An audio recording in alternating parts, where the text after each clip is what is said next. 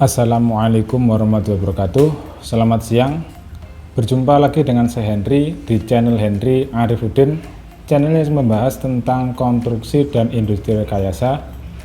Oke, pada kesempatan kali ini saya mau sharing cara menghitung kapasitas dust collector. Pada video sebelumnya sudah kita jelaskan tipe-tipe dust collector dan komponen-komponen dust collector. Untuk kesempatan kali ini mau saya lebih perdalam mengenai cara menghitung dust collector sesuai dengan kapasitas masing-masing. Setiap industri pasti memiliki kapasitas yang berbeda terkait layout, peletakan, dan jumlah mesin. Baik, untuk menghitung kapasitas dust collector ada beberapa poin yang harus kita ketahui terlebih dahulu. Di antaranya ada 3 poin. Yang pertama, kita harus tahu layout atau posisi jarak antara mesin. Kemudian yang kedua adalah kita harus tahu diameter lubang hisap pada setiap mesin. Biasanya sudah terdapat lubang di masing-masing mesin yang dibuat oleh produsen mesin tersebut.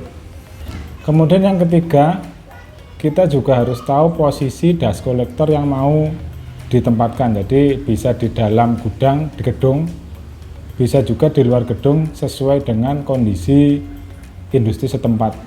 Jadi kalau bisa diusahakan dust collectornya berada di luar gedung agar waktu cleaning maupun pembersihan serbuk dapat dilakukan dengan mudah tanpa mengganggu proses industri yang ada di dalam gudang. Baik, berikut ini contoh layout dust collector yang sudah saya buat. Ini saya cuplik dari proyek saya sebelumnya. Jadi ada beberapa mesin. Di contoh kali ini kita menggunakan sampel 7 mesin. Jadi ada 1, 2, 3, 4, 5, 6, 7, ada 7 mesin. Untuk komponen dust collector pada video sebelumnya sudah kita jelaskan, yaitu yang pertama ducting. Ducting ini sebagai media yang mengalirkan serbuk. Jadi debu dan udara dia dihisap oleh melalui ducting. Kemudian yang kedua ada komponen blower. Ini dia adalah komponen yang menghisap serbuk. Kemudian yang ketiga dia ada separator. Separator ini yang memisahkan antara udara bersih dan serbuk hasil dari proses industri.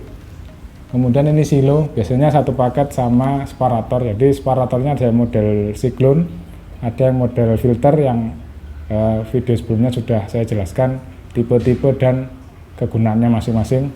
Kemudian komponen yang keempat adalah panel. Di sini panel tidak saya ulas karena panel merupakan bagian elektrikal. Yang mau saya ulas adalah mekanismenya atau cara perhitungan untuk menentukan berapa kapasitas dust collector yang dibutuhkan di industri setempat. Baik, ada 3 poin tadi yang harus kita cermati sebelum menghitung, yaitu yang pertama kita harus tahu posisi mesin.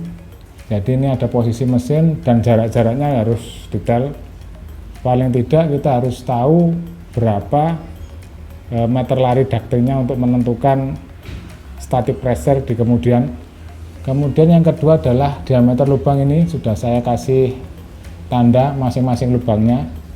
Ada mesin nomor 1, dia lubang 150.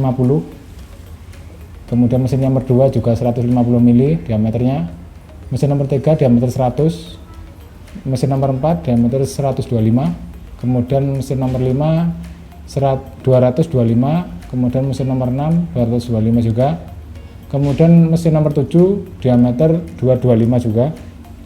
Masing-masing mesin memiliki diameter yang berbeda karena kadang dalam proses industri juga banyak tipe mesin. Ada yang CNC, dia memiliki lubang yang berbeda dengan yang dimiliki running saw maupun tabel saw maupun mesin-mesin lainnya. Jadi kita harus tahu yang pertama posisi mesin dalam layout, yang kedua diameter hoodnya atau lubang hisap yang ada dalam mesin, yang ketiga kita harus tahu penempatan blower dust collectornya mau di dalam gudang atau di luar gudang. Baik, mari kita hitung berapa kapasitas dari contoh layout yang sudah saya tampilkan di papan. Untuk menghitung kapasitas yaitu adalah V itu dengan satuan nanti meter kubik per jam per hour. Untuk mengetahui kapasitas ada dua faktor terpenting sebelum kita mengetahui berapa besar kapasitas yang dibutuhkan oleh dust collector tersebut. Yang pertama kita harus tahu area atau penampang ductingnya. Ini satuannya nanti meter persegi. Yang kedua kita harus velocity. Velocity itu kecepatan aliran di dalam ducting. Itu satuannya meter per second. Untuk alat menghitung velocity atau kecepatan aliran di ducting, pada video sebelumnya juga sudah saya share tentang anemometer, alat pengukur velocity. Untuk mengetahui masing-masing ini kita juga harus tahu diameternya untuk menghitung areanya maksudnya. Jadi misal untuk menghitung area mesin 1 berarti kita menggunakan rumus penampang lingkaran. Jadi lingkaran itu kita cari berapa luas areanya. Kalau area lingkaran pakai rumus yang sederhana yang biasa kita pakai 1/4 pi d kuadrat. Setelah kita mengetahui berapa area yang dibutuhkan dalam setiap mesin, kita harus mengalihkan dengan velocity. Velocity ini standar, biasa kita pakai 25 meter per second. Itu adalah kecepatan atau velocity standar yang sering saya gunakan untuk industri kayu. Namun tidak menutup kemungkinan bila industri setempat membutuhkan atau dia menginginkan hisapan yang lebih kuat, bisa menggunakan standar 28 meter per second atau 30 meter per second, tapi nanti akan beresiko ke daya. Jadi semakin kuat hisapan, konsekuensinya nanti dayanya juga akan semakin bertambah besar. Oke, ini standar kita pakai 25 nanti dikali velocity. Jadi ini adalah rumus untuk menghitung kapasitas. Jadi 1/4 pi d kuadrat dikali velocity. Di sini area di sini pakai rumus ini. V-nya ini kita pakai standar nanti 25 meter per second. Baik, mari kita hitung dari masing-masing mesin tersebut berapa kapasitas yang dibutuhkan untuk memenuhi industri sesuai layout yang terlampir.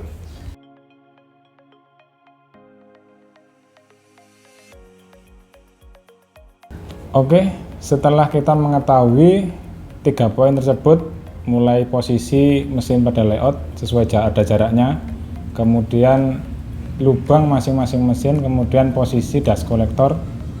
Mari kita hitung satu persatu berapa total kapasitas yang dibutuhkan untuk membuat dust collector seperti contoh berikut ini.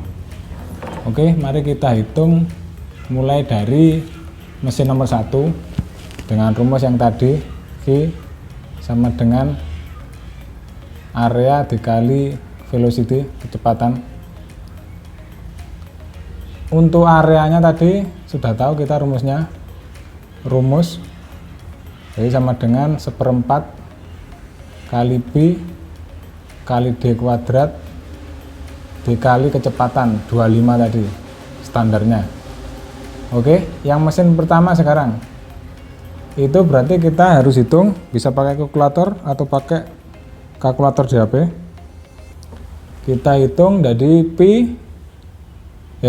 kita hitung dari 1/4, kemudian kita kali pi, kemudian kita kali d, di situ masih satuan mili 150, jadi meternya 0,15 kuadrat itu 0,0177, kemudian kita kali kecepatannya, velocity-nya 25 meter per second, hasilnya 0,442 meter kubik per second.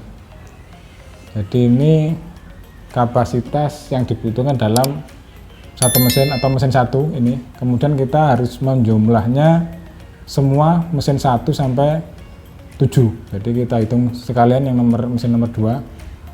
Mesin nomor 2 lubangnya sama, berarti sama hasilnya 0,0177, kemudian kali velocity-nya sama dengan 0,442 meter kubik per second. Kemudian yang nomor 3 itu diameternya 100, jadi kita hitung lagi 1/4 kali pi, kemudian kita kali itu 100 mili, berarti 0,1 kuadrat, hasilnya 0,0079, itu kita kalikan 25 berarti 0,196 meter kubik per second. Kemudian nomor 4, dia diameternya 125, berarti kita pakai rumus tetap 1/4 kali pi kali diameternya 125 ke meter, jadi 0,125 kuadrat, itu ketemu luas penampang atau areanya 0,0123, kemudian itu dikali 25 meter per second, ketemu 0,307 meter kubik per second. Kemudian nomor 5, mesin nomor 5 diameternya berbeda, jadi kita pakai rumus 1/4 kali pi kali diameternya 0,225 kuadrat, itu ketemu 0,0398, kemudian dikali 25 meter per second, ketemu 0,994 meter kubik per second. Kemudian nomor 6 dan 7 dia diameternya sama, jadi hasilnya sama nanti 0,0398, saya kali 25 meter per second, ketemu kapasitas sama karena dia diameter lubang hisapnya sama. Kemudian nomor 7 juga sama, 0,0398 kali 25.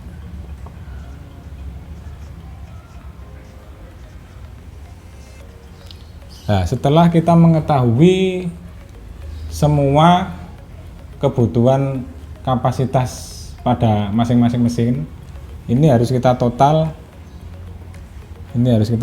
berapa jumlah kapasitas yang dibutuhkan.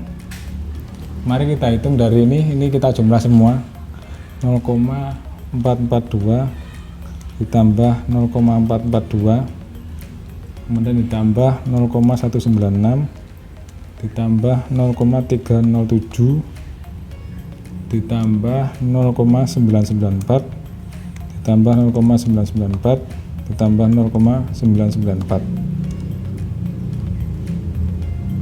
totalnya adalah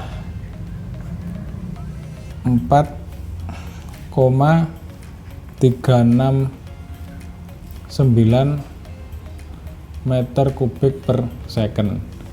Karena ini satuannya masih meter kubik per second, sedangkan kita mencari tadi adalah satuan akhirnya atau Q-nya adalah satuannya meter kubik per jam, maka ini harus kita kalikan 3600 untuk merubah ke jam. Kita kali 3600 ini, atau sama ini juga sama dengan 15.728,4 meter kubik per jam. Jadi kurang lebih kapasitas yang dibutuhkan dashcase tersebut kita genapkan ke 16.000 meter kubik per jam. Ini jadi kapasitas yang dibutuhkan dust collector pada layout tersebut adalah 16.000 meter kubik per jam. Oke, seperti itu tadi cara menghitung kapasitas dust collector sesuai contoh yang sudah saya terapkan di papan. Jadi barangkali ada dari Anda yang ingin sharing atau berbagi pengalaman seputar dust collector, silahkan isi kolom komentar. Di kolom deskripsi juga saya cantumkan nomor saya. Oke, semoga sharing pada video kali ini dapat bermanfaat dan menjadi referensi bagi siapapun yang membutuhkannya. Bila video saya ini bermanfaat, silahkan like, komen, dan subscribe untuk melihat notifikasi video-video yang saya buat. Terima kasih, salam sukses. Wassalamualaikum warahmatullahi wabarakatuh.